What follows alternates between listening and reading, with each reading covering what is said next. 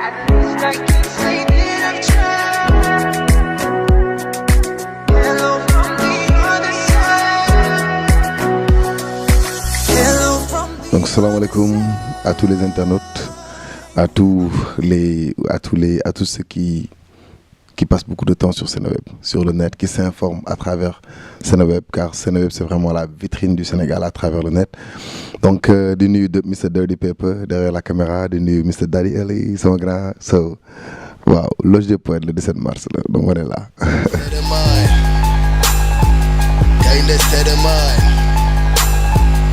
Okay. waxal ma sa nigga bi maa ko mën duma mag bu xale di fawe wax leen na dëkk bi maa ko moom te duma de ci xare ni fawe seede nga di level bi kawe ku déggu dooru pol di kabo xalima géri mi di tawe saa su ne musique bi soxla pol di kawo waaw waaw baaki na tey ki la man ki ko man baaku na tey àll bi yaatu na yeme ne àdduna ay cambar ko fi doon baaku na bay dama te ñëpp na jënd ko fexe ba ca gédal waaw ghostwriter depuis université la université parce que j'écrivais beaucoup pour d'autres artistes dama bind pour yeneen artistes parce que ghostwriter à la base loolu lay tekki c'est quelqu'un qui écrit pour d'autres artistes c'est le terme hip-hop donc en dehors de loolu aussi dama xawoon nekk benn waajoo xam ne ñëpp dañoo xam sama tur mais duñu xam gaayan bi kan la donc ba yaakaar naa bi vidéo Shine Like yu génnee 2011 la ñu bëri mën a jël kanam teg ko ci voix bi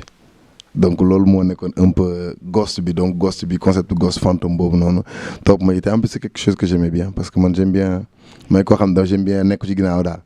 gars yi di ma xam à travers liggéey bi di xam à travers produit yi mais gisee bi moom man amuloon sax solo noonu daal waaw.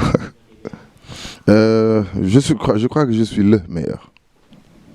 sans manque de respect aux autres quoi aussi parce que Sénégal bëri nañu mën a bind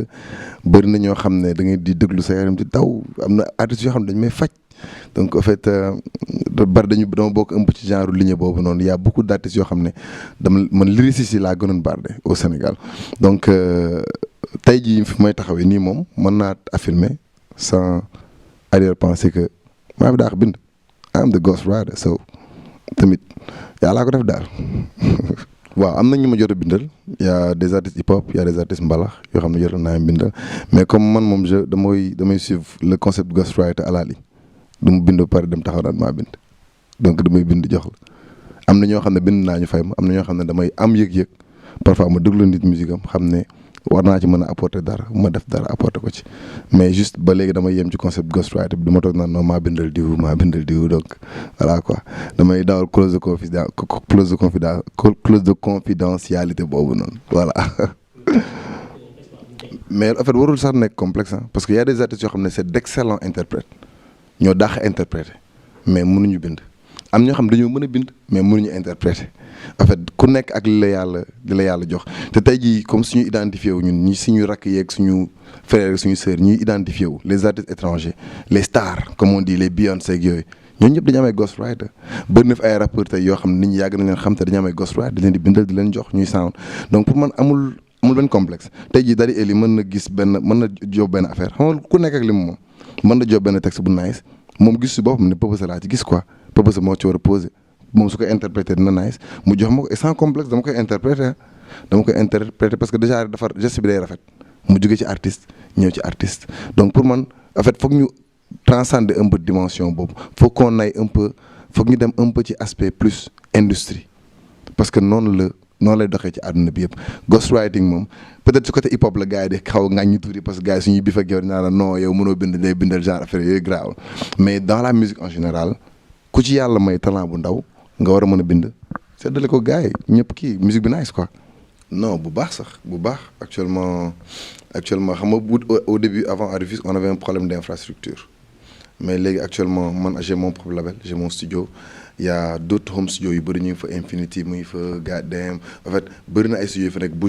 jot en fait actuellement il y a beaucoup d'infrastructures te artistes yi ñoo ñafe ba teew ak seen bopp. côté talent aussi ñun déjà l'an passé ak sama label on a produit une compilation boo xam ne 23 artistes la dégale donc actuellement y en a beaucoup am nañ benn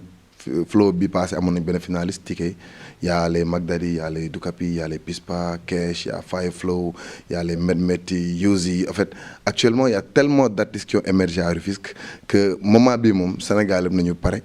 te ngay di nga ñëw te ñëpp nañ comprendre ne du Peupoe rek moo fa nekk quoi donc xaal nañ yoon bi fexe nañ def benn canevas boo xam ne suñuy rak fa la ñuy mën a ñëw jaar ils ont le talent ils ont l'envie te incha allah vous entendrez parler d'eux. waaw ça va il y a en fait un peu c'est un peu Rufisque est à l'image du Sénégal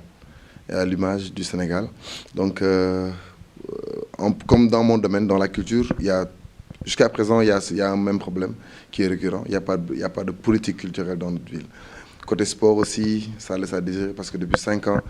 il y a même pas de stade à Rufisque donc côté sportif aussi il y a un problème côté éducation en fait c'est un peu à l'image du Sénégal c'est à l'image du Sénégal mais je vois une jeunesse brave je vois des jeunes qui essaient je vois des jeunes qui prennent des initiatives donc ils ont juste besoin d'un accompagnement et d'un peu de soutien donc je lance un appel aussi aux autorités de Rufisque nous habitons dans une petite ville facile à construire une petite ville facile à gérer une ville qui a du potentiel so travaillons la main dans la main parce que il y a énormément de choses à faire à Rufisque. Déjà en fait loolu mooy suñu mission loolu mooy suñu mission parce que du hasard yàlla parce que tey y a tellement d'artistes sama génération à Rufisque benn artistes yu fa nekkoon donc comme yàlla mën la joxoon un peu wërsëg man ma bokk si ki gën a ma nekk gën a fës sama génération à Rufisque donc pour man c'est une mission suñu ma ko tegul sax man maa ko war a teg sama bopp te en dehors de ça aussi daaw même la mairie de Rufisque dafa def reconnaissance boobu ils m'ont élu ambassadeur culturel de la ville donc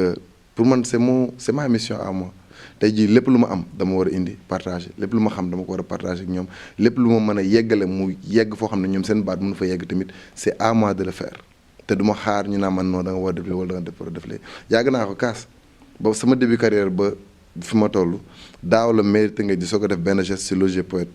bu njëkk bi benn yoon boobu noonu à part loolu yàgg nañ li ñuy def initiative yëpp kenn mësuñu fekk ci combat boobu kenn mësuñu ci jox 1 franc je défie quiconque à Rufisque kenn duñu ci jox 1 franc ñun ñoo koy ñafal suñu bopp di ko tegal suñu bopp parce que on se dit que ñun ñoo fa nekk tey du kenn mooy jógee feneen ci beneen town ni ñëw ñu defaral suñu dëkk donc lépp lu ñu mën initiative bu ñu mën dañ ko war a def jàpp parce que suñ ko defee defaluñ ko pour dëkk bi suñu bopp lañ ko defal parce que born and raised fa laa juddoo fa laa màggee samay doom fa la ñuy juddoo donc tamit lépp lu ma mën a def tamit dëkk bi mu gën a taaru gën a rafet donc tamit dañ ciy jóg parce que c'est une ville qu'on adore déjà en fait la musique rap est un médium déjà médium la comme Seneweb comme presse écrite comme télé bi comme lépp médium la parce que bëri na information yu nit ñi di am par rapport ak socialement wala politiquement buñ ci rab bi la ko ñu bëri doon amee donc c'est un médium déjà en dehors de ça aussi ñun les artistes nous sommes des produits comme meew bi comme suukar bi ci boutique bi comme ataaya bi ci boutique bi quoi donc média bi moo ñuy jaay actuellement on a observé au Sénégal que dafa am benn boom boo xam ne y a beaucoup de médias en ligne ak médias yi dañoo gën a bëri en fait c'est un couteau à double tranchant day defar day yàq parce que actuellement le vrai pouvoir dans le monde c'est l'info et l'info est manipulable aussi quoi donc bëri na d'une part dinañu dimbali bu baax suñu liggéey pour vulgariser li ñuy liggéey loolu baax na ci trop d'une autre part aussi donc am na ñoo xam ne foo dem day am ñuy def lu baax am ñuy def lu safaan ba donc xam naa ne waaw nañ jéem a góorgóorlu rek quoi parce que comme li ñuy wax rek journaliste moom éthique ak déontologie la donc képp koo xam ne soo waxee nit ñi déglu soo waxee nit ñi gëm li ngay wax la ngay wax na nga ko xool bu baax. c'est vrai en fait c'est une belle initiative donc j'en profite déjà pour saluer Tafa et Djidjak aussi parce que ce sont les initiateurs donc moi j'en fais partie je fais partie de ceux qui iront défendre le drapeau du Sénégal en France donc c'est une belle initiative hein, parce que ça nous permet déjà d'exporter le rap sénégalais en France moi j'ai eu la chance déjà de jouer à Paris donc ce sera une occasion aussi de partir avec tous les frères là-bas donc on va aller montrer à la France ce qu'on fait parce qu'on fait de belles choses on a du potentiel on a de grands musiciens on a de grands artistes hip-hop donc on va aller montrer ce qu'on fait et en même temps aussi ce sera une occasion aussi de rencontrer la diaspora parce que nous on est tout le temps dans les réseaux sociaux donc il y a beaucoup de jeunes qui sont en France qui sont en Espagne en Angleterre qui demandent tout le temps mais quand est-ce que vous venez parce que les Sénégalais ne sont pas seulement au Sénégal donc ils nous voient à travers le net ils ont aussi envie d'avoir le contact physique avec nous, de pouvoir valser, de pouvoir danser, de pouvoir s'amuser avec nous. Donc c'est une occasion et c'est une belle initiative hein. Et c'est pas du tout facile parce que c'est plus de 20 groupes. Plus de 20 groupes. Imagine gérer ben rappeur benn rappeur rek coow la donc Moustapha ak Djidiack moom bonne chance vraiment vous allez souffrir mais c'est pour la bonne cause. La loge des poètes c'est un concept qui remonte à longtemps. En fait à l'époque à Rufisque depuis 2008 on faisait un spectacle qui s'appelait The X Show. On l'a fait jusqu'en 2013 et on a expérimenté un concept qui s'appelle la loge des poètes 100% live. On l'avait fait à Rufisque et c'était énorme, c'était vraiment nice. Donc on s'était dit que on allait continuer sur cette lancée et ne pas faire de la loge des poètes juste un concert rap. On allait en faire un mouvement, un concept. Parce que de plus en plus, le rap perd son aspect lyrique, son aspect lyrical. Actuellement, parce que quand il y a commercialisation, quand il y a argent, ça devient une industrie boulangère. Tu produis du pain, tu sors. Trap music, tout le monde fait ça. Naija, tout le monde fait ça. Donc nous, on s'est dit qu'on allait un peu redorer un peu le blason de l'écriture dans le hip-hop. Because hip-hop is about lyrics. C'est la base. Donc, comme je le dis souvent, la loge des poètes, ce n'est pas un concert de rap, c'est un spectacle. Ceux qui sont venus l'an passé, ils ont vu que c'était un spectacle. C'est de la magie. Donc, et cette année, la loge des poètes a grandi. Ce n'est pas juste la date du 17, c'est une semaine d'activité. La loge des poètes a grandi. Le 11 mars, Inch'Allah, on fera une grande caravane de Dakar à Rufisque. Et en même temps, il y aura une conférence de presse à Rufisque. Donc après, le mercredi 15, il y aura l'aspect éducatif qui va rentrer en compte. On fera une conférence à l'université Cheikh Anta Diop en présence d'éminents professeurs, d'artistes, avec les étudiants et les élèves. On va parler de l'impact des textes de rap dans l'éducation scolaire. Parce que ça se fait aux États-Unis, ça se fait en France avec Grand Corps Malade, Booba et tout ça. Donc au Sénégal, il est grand temps, comme je le dis souvent, sans méchanceté. Aujourd'hui, pour expliquer à un gamin c'est quoi une métaphore, mieux vaut prendre les lyrics de Dip Doundou Guiss ou les lyrics de Leuz Diwanji ou les lyrics de Akhlou Brick, whatever. Pour moi, c'est plus proche, c'est plus pédagogique que de leur parler de Baudelaire ou de Molière. Ou voilà, quoi. Donc, on va faire une conférence sur ça le 15 mars. Après le 17, ce sera au 6S. On fera opérer la magie. Loge des poètes. Non. Pas tout. En fait, nous, au niveau de Sunukat, du label, on n'attend personne déjà. Nous, à chaque fois, on essaie de trouver déjà quelque chose, un budget de démarrage. Mais aussi, on a un partenaire qui nous soutient depuis le début. Depuis le début, c'est depuis les X-Shows. C'est la Fondation Sokosim. Donc, ils sont à Rufisque. Donc, j'en profite pour saluer Madame Diagne, M. Diouf, le directeur du centre. Donc, à Rufisque, il n'y a pas de centre culturel. Il y a un centre culturel privé qui appartient à la Sokosim. Et c'est là-bas où on fait toutes nos activités, les ateliers, les répétitions. C'est là-bas qu'on fait tout. Donc, la Fondation Sokosim nous soutient depuis le début, depuis 2011, je crois, jusqu'à présent. Et tous les ans, ils soutiennent la Loge des Poètes. Et nous lançons aussi un appel, car la Loge des Poètes, ce n'est pas juste l'événement de Popousseur. C'est l'événement de toute la jeunesse sénégalaise. Donc, nous lançons un appel aux entreprises, même aux mécènes, ceux qui veulent vraiment appuyer la Loge des Poètes. Donc, les portes sont grandement ouvertes. Vous êtes la bienvenue. Parce que vraiment, on veut faire de la Loge des Poètes un label. On veut faire de la Loge des Poètes un événement qui pourra même drainer des gens qui viendront de l'étranger pour venir suivre, quoi. Donc voilà, et en faire un festival. Donc comme on dit, donc on y va petit à petit et chaque année on va essayer de faire grandir le spectacle. Yeah, by the way, les tickets sont dispo. Gaaw leen gaaw balaa muy jeex. Am na ticket 5000, am na 10 000 VIP, am na VIP prestige à 50 000 maanaam pour xeetu yenn gars yi daal yenn gars yi waaw.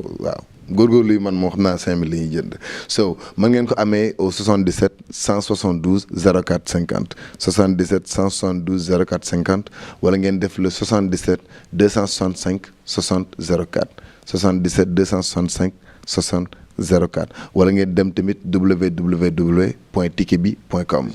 Déjà salut tout le monde, donc moi je suis un grand Facebooker.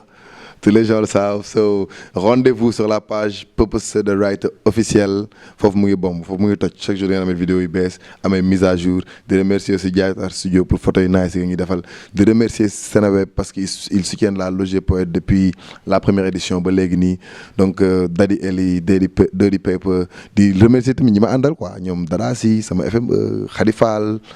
Keita l'homme fort Boga l'enfant terrible moom tënkee sax bëggatuñ ko dañ ko bëgg a maye so di bëgg ñëpp di ziar ñëpp et on vous donne rendez-vous le 17 mars au 6S. Yes. Pour accéder à votre plateforme leader Seneweb, tapez sur Google www.seneweb.com. Cliquez ensuite sur le premier lien qui s'offre à vous en haut de page. Et voilà, le tour est maintenant joué car vous avez le monde chez vous avec le site numéro 1 de l'Afrique francophone.